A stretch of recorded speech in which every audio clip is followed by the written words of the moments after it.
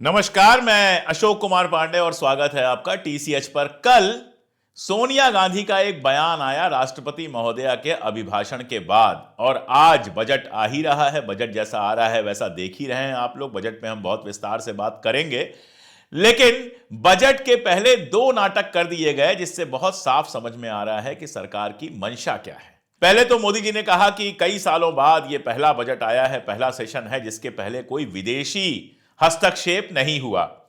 Hindenburg की report आई थी, बाकी सारी चीजें आई थी जिस पर सदन में हंगामा हुआ था, और उसको लेकर मोदी जी ने यह टिप्पणी की है। मोदी जी, विदेश में नहीं, आपके देश में ही बड़ा हंगामा हो गया है, लेकिन आप खामोश बैठे हुए हैं, टिप्पणी कर पा रहे हैं, व्यंग कर पा रहे हैं, आप मुस्कुरा पा रहे हैं। ये अपने आप में शर्म की बात है। अगर वाकई आपके सीने में दिल होता, पत्थर नहीं होता, तो आप कुंभ में जो कुछ हुआ है उसके बाद सिर्फ और सिर्फ देश से माफी मांगते। आप कहते आकर कि कुंभ में जो कुछ हुआ है वो मेरी जिम्मेदारी है। कुछ साल पहले आप भाषण दे रहे थे और 1952 में जवाहरलाल नेहरू की गलती याद कर रहे थे कि कुंभ में भगदड़ मची थी। कई बार जो इतिहास होता है और वक्त होता है ना, वो बड़ा निर्मम होता है। आप दूसरों के ऊपर फेंकते हैं कचरा, और कचरा आपके ऊपर ही आके गिर जाता है। आपके समय में यह कुंभ होना था। आप हिंदू हैं, हिंदू की बात करते हैं। योगी आदित्यनाथ तो दिन रात हिंदू की ही बात करते हैं। हिंदुओं का ही त्योहार था कुंभ, वहां लोग इकट्ठा हुए थे, सारे हिंदू लोग थे। मुसलमानों को तो खैर आपने आने नहीं दिया, कोई बात नहीं। तो त्योहार भी हिंदुओं का, आपका दावा की शासन भी हिंदुओं का, प्रशासन भी हिंदुओं का, व्यवस्था भी हिंदुओं की, और जो भगदड़ हुई है उसमें अपनी जान गंवाने वाले, बुरी तरह से घायल होने वाले लोग भी हिंदू ही हैं। और इसके बावजूद इसके ऊपर सिर्फ कचरा और मिट्टी डालने का काम किया जा रहा है। आपने एक बयान दे दिया, शोक संदेश एक दे दिया। शोक संदेश तो आपने अमेरिका में एक एक्सीडेंट हुआ था उसका भी दे दिया। उसमें बाकायदा डोनाल्ड ट्रंप को आपने टैग भी कर दिया कि आपका मैसेज पहुंच जाए वहां तक। यह अलग बात है कि डोनाल्ड ट्रंप ने उसका कोई रिस्पांस नहीं दिया है। खैर, वो आपके और ट्रंप के बीच में क्या रिश्ता है आप जाने और ट्रंप जाने।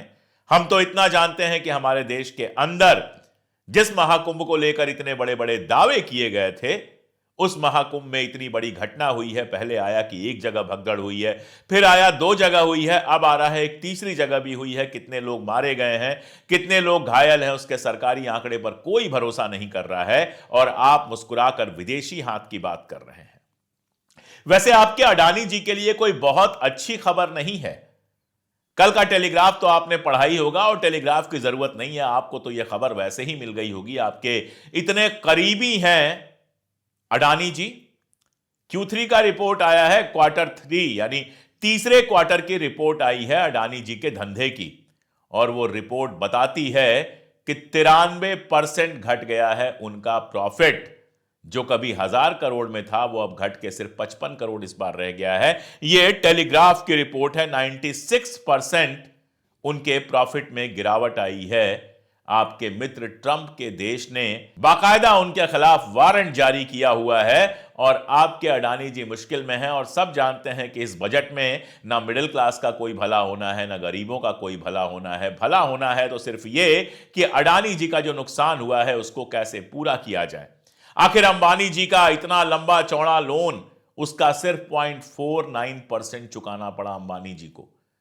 आधे % से भी कम चुकाना पड़ा, और खटाखट नया लोन मिल गया। ये अर्थव्यवस्था आप चलाते हैं, और उस पर जब सवाल उठता है तो आप कहते हैं विदेशी हाथ। और सोनिया जी ने क्या कहा था? सोनिया जी ने कहा था पुअर थिंग। इस पर मुझे एक किस्सा याद आ गया, वो किस्सा सुना दो फिर मैं आगे बढ़ता हूं। एक बार एक भक्त था, मोदी जी का भक्त था। उसकी एक प्रेमिका थी। प्रेमिका ने कहा, कैसे हो हनी? अब तो भाई भक्त को आ गया गुस्सा। क्या है कि उसने गूगल करके हनी का मतलब देखा था शहद। अब आ गया उसको गुस्सा, तुमने मुझे शहद कहा, मेरा अपमान किया, तुम मक्खी हो। लड़की ने मन ही मन सोचा कि इस गधे से मुक्ति मिल गई, बेहतर है। तो अंग्रेजी बड़ी आसान भाषा भी है और बड़ी अलग तरह की भाषा भी है। पुअर थिंग का मतलब बेचारा होता है। पुअर थिंग का मतलब कोई केवल गरीब नहीं होता है। पुअर थिंग, जो लोग फिल्में देखते होंगे, खासतौर पे हॉलीवुड की फिल्में देखते होंगे, पुअर थिंग बार बार सुनते होंगे, बेचारा होगा। क्या कहा सोनिया गांधी जी ने कि बोलते बोलते आखिर में थक गई थी वो, और उसके साथ जोड़ दिया पुअर थिंग। राहुल गांधी ने बोरिंग कहा। पहली बात तो यह कि राष्ट्रपति जो भाषण पढ़ती हैं वो अपना लिखा हुआ भाषण नहीं पढ़ती हैं। राष्ट्रपति को सरकार का भाषण दिया जाता है, इसीलिए उसको राष्ट्रपति का अभिभाषण कहा जाता है। राष्ट्रपति उस समय मेरी सरकार मेरी सरकार मेरी सरकार कहकर बात करते हैं या करती हैं। राष्ट्रपति अपनी बात नहीं करती हैं। मोदी जी की सरकार ने जो उनको लिख के दे दिया वही पढ़ना होता है।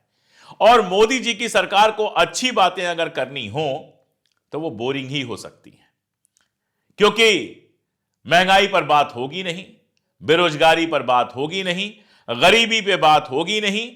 एक नई योजना लाके कह दिया जाएगा कि 70 साल से जो ज्यादा के लोग हैं उनको सबको हेल्थ बीमा दिया जाएगा, आयुष्मान योजना में लाया जाएगा। लेकिन यह नहीं बताया जाएगा कि हरियाणा में जहां डबल इंजन की सरकार है वहां पर अस्पतालों ने मना कर दिया है आयुष्मान योजना में इलाज करने से, सिर्फ इसलिए क्योंकि सरकार वो पेमेंट नहीं कर रही है। मोदी जी बंगाल और दिल्ली पर नाराज होते रहते हैं कि आयुष्मान योजना नहीं लागू होने दी जा रही है, लेकिन जहां लागू है हरियाणा में, राष्ट्रपति के अभिभाषण में अब वो ये तो नहीं पढ़वा सकते ना कि हरियाणा की राज्य सरकार ने पैसा नहीं दिया अस्पतालों को, पेमेंट नहीं किया, इसलिए हरियाणा के अस्पताल आयुष्मान योजना में इलाज करने से मना कर रहे हैं।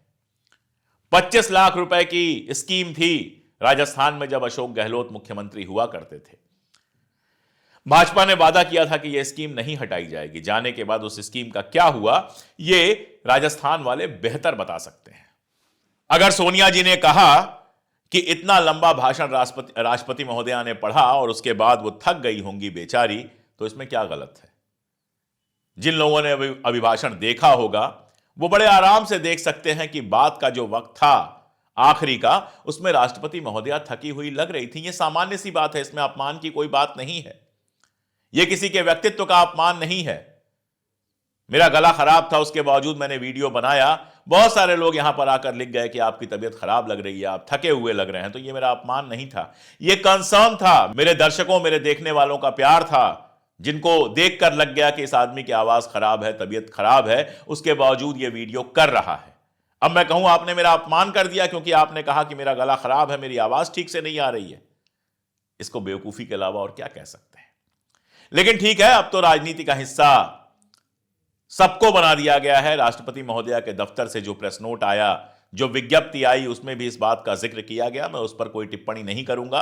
राष्ट्रपति जो हमारी होती हैं वो देश की सबसे बड़ी नेता होती हैं, सबके लिए सम्माननीय है वो, तो कतई उस पर मैं कोई टिप्पणी नहीं करना चाहूंगा। लेकिन यह जरूर कहना चाहूंगा कि इस सरकार ने जिस तरह से सारी संस्थाओं को शिकार बना दिया है अपनी राजनीति का, उससे सबकी इज्जत कम हो रही है, किसी के बोलने से, किसी की टिप्पणी से कम नहीं हो रही है।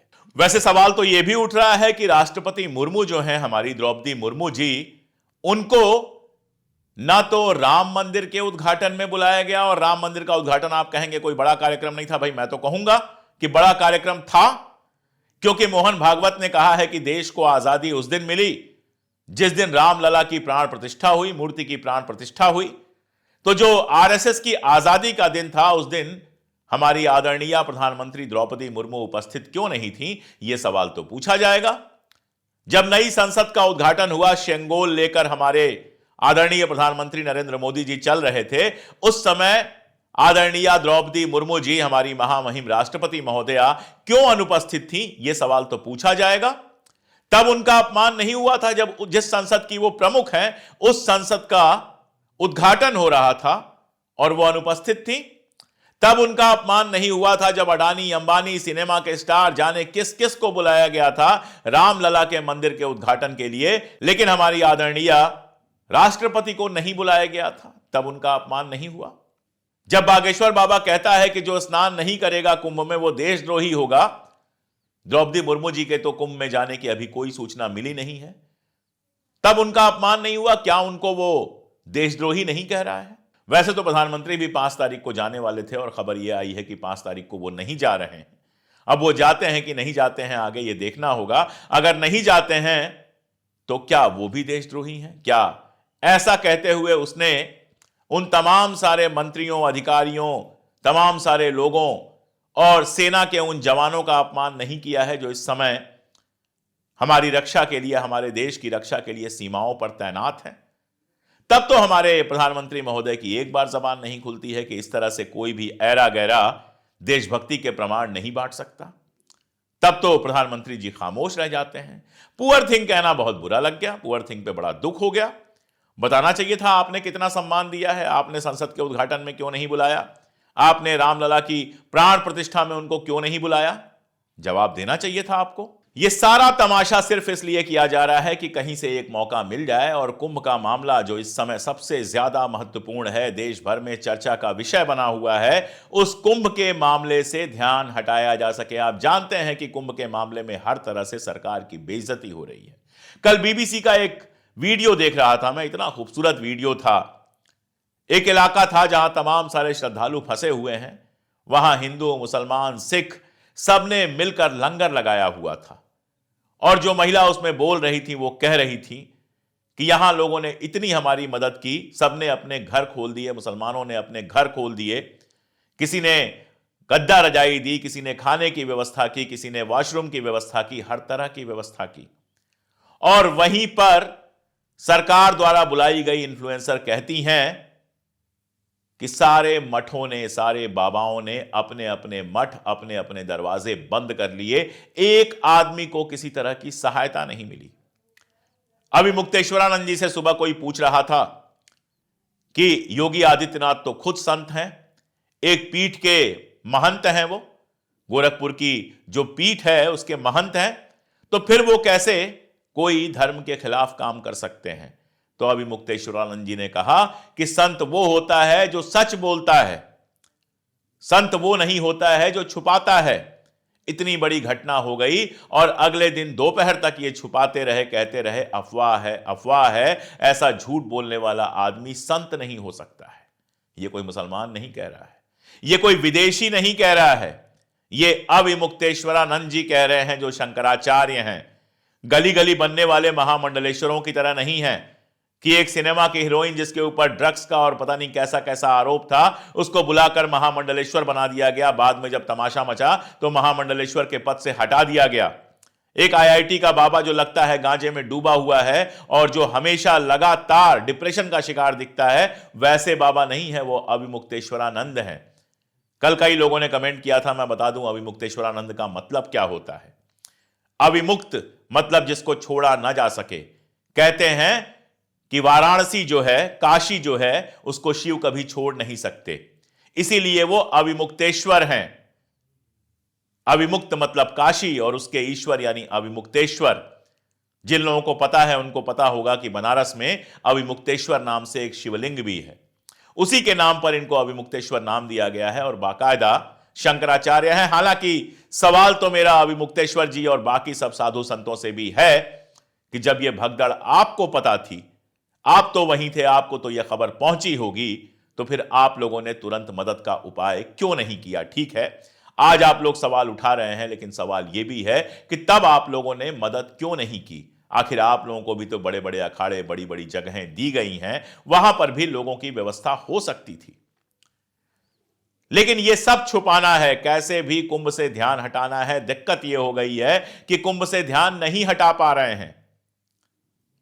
सुधीर चौधरी जैसे पत्रकार और आज तक जैसा चैनल, जो सरकार के सबसे बड़े समर्थक पत्रकारों में से हैं और जो सरकार का सबसे बड़ा एजेंडाबाज चैनल है, वो भी इस पर वीडियो कर रहे हैं। इसलिए नहीं कि उनके दिल में दर्द है, इसलिए क्योंकि उनको पता है कि इस समय अगर झूठ बोलेंगे तो जनता बर्दाश्त नहीं करेगी। जिसको वो लोग टीआरपी कहते हैं, वो टीआरपी गड्ढे में चली जाएगी। पता है उनको कि सरकार कुछ भी बोल रही हो, आम जनता जानती है। 10, 20, 25% जामबीज को छोड़ दें, जो इसमें भी साजिश ढूंढने में लगे हैं, जो इसमें भी सरकार को बचाने में लगे हैं, उनको अगर छोड़ दें तो देश की 80% जनता जानती है कि वहां पर क्या हुआ है। और इसीलिए सुधीर चौधरी जैसे लोग भी सवाल उठा रहे हैं कि वीआईपी कल्चर के चलते वहां पर यह सारा कुछ हुआ है। यह सब आपको तब नहीं दिख रहा था जब अमित शाह जी गए थे और संत लोग नहला रहे थे। यह आपको पहले दिन से नहीं दिख रहा था। अगर यह गोदी मीडिया पहले दिन से वीआईपी कल्चर पे सवाल कर रही होती तो आज यह स्थिति नहीं हुई होती। कल तक तो उस आईआईटी वाले बाबा को मलंग कहा जा रहा था। मलंग का दर्जा कितना बड़ा होता है, लेकिन उस आदमी को मलंग कहा जा रहा था उसने महफिल लूट ली।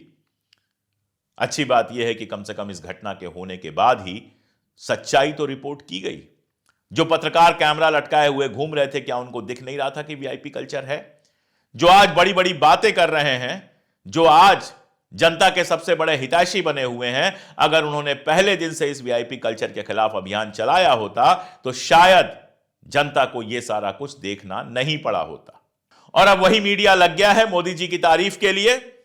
हालत यह है कि कोशिश की जा रही है यह साबित करने की कि इस बजट में मध्य वर्ग को बहुत कुछ मिलेगा, बहुत कुछ मिला है।